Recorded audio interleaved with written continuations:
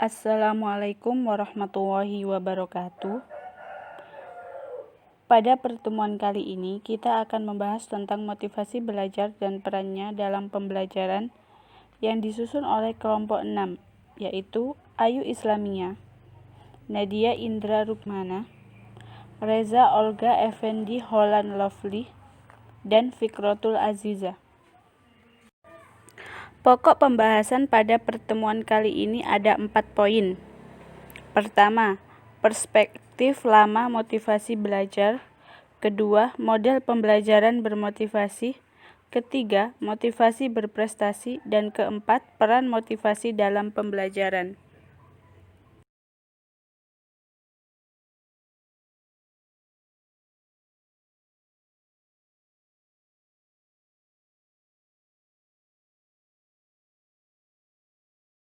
Perspektif lama motivasi belajar.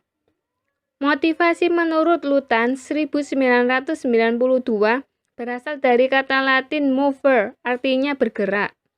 Motivasi merupakan suatu proses yang dimulai dengan adanya kekurangan psikologis atau kebutuhan yang menimbulkan suatu dorongan dengan maksud mencapai suatu tujuan atau insentif. Pengertian proses motivasi ini dapat dipahami melalui hubungan antara kebutuhan, dorongan, dan insentif tujuan.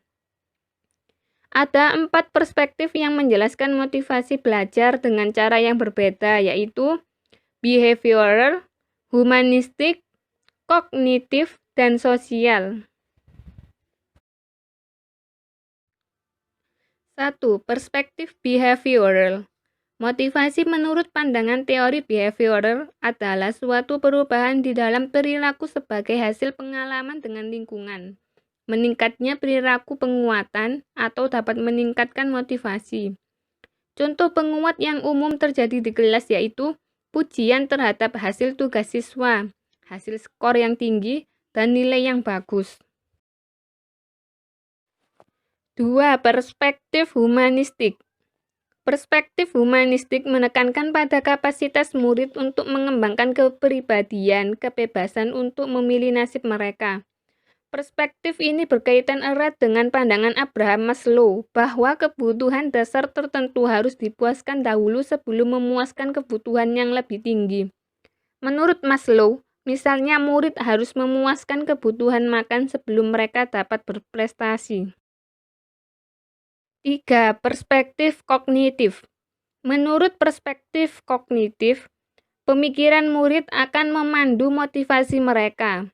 Minat ini berfokus pada ide-ide motivasi internal murid untuk mencapai sesuatu, atribusi mereka, dan keyakinan mereka bahwa mereka dapat mengontrol lingkungan mereka secara efektif.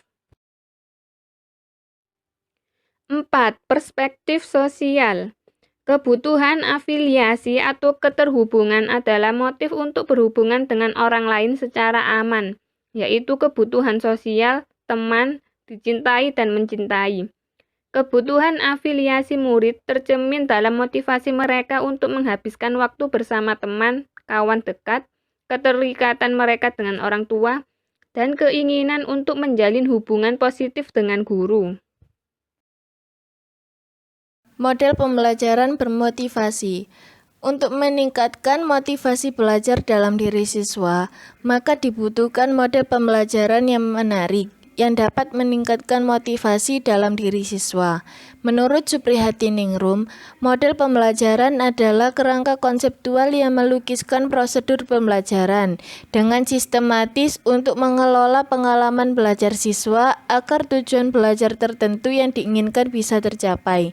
Sedangkan pengertian dari motivasi itu sendiri adalah dorongan yang timbul pada diri seseorang secara sadar atau tidak sadar untuk melakukan suatu tindakan dengan tujuan tertentu. Sehingga dapat ditarik kesimpulan bahwa model pembelajaran bermotivasi yaitu kerangka konseptual yang melukiskan prosedur pembelajaran dengan sistematis untuk mengelola pengalaman belajar siswa, yang dapat meningkatkan semangat belajar siswa.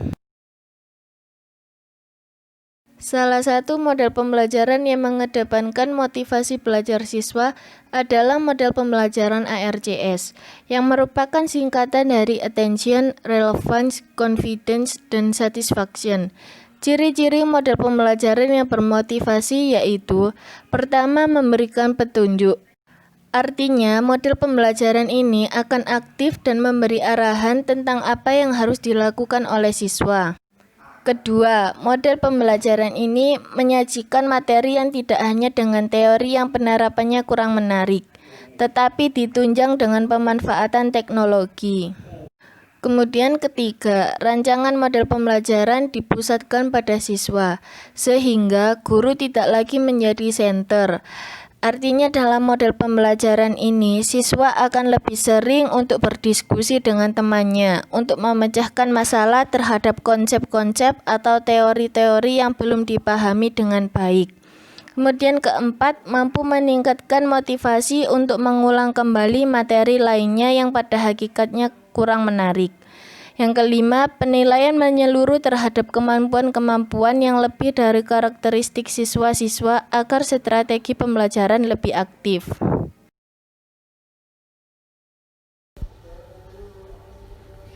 Motivasi berprestasi.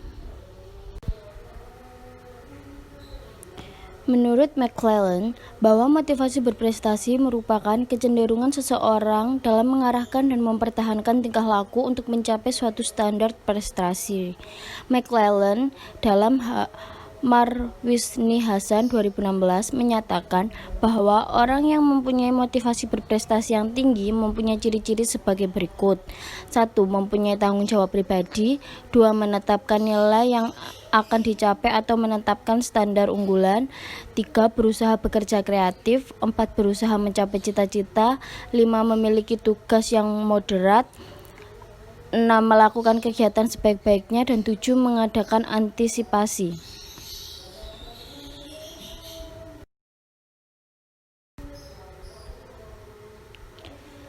Kiat-kiat menumbuhkan motivasi berprestasi. 1. Tetapkan tujuan atau goal setting. Yakin dan bersugestilah bahwa kita dapat berubah. 2. Susunlah target yang masuk akal. Saya harus meraih prestasi dalam setiap kurun waktu 2 atau 3 poin seminggu. 3. Belajar menggunakan bahasa prestasi. Gunakanlah kata-kata optimistik, misalnya, masih ada peluang lagi. Jadikan konsep ini sebagai budaya berpikir, berbicara, berdialog, dan bertindak. 4. Belajar sendiri atau otodidak. Cermat menganalisis diri, masih adakah cara berpikir, perilaku, dan kebiasaan saya yang kurang menguntungkan. 5. Perkaya motivasi. Topik pembahasan terakhir atau keempat yaitu tentang peran motivasi dalam pembelajaran. Dalam hal ini ada 4 poin penting. Pertama, siswa yang memiliki motivasi belajar tinggi akan memiliki kemampuan self-regulate learning yang tinggi. Yang kedua, siswa yang memiliki motivasi belajar tinggi akan berusaha mencoba setiap tugas yang diberikan meskipun sulit untuk dikerjakan. Yang ketiga, siswa yang memiliki motivasi belajar menginginkan keberhasilan dan ketika mereka gagal akan melipat gandakan usaha mereka sehingga dapat berhasil. Yang keempat, siswa yang memiliki motivasi belajar tinggi akan terdorong untuk merencanakan, mengatur, memonitor, mengevaluasi, bahkan memanfaatkan lingkungan untuk mendukung aktivitas belajarnya. Maka dari itu, motivasi sangat berpengaruh sekali dalam proses pembelajaran.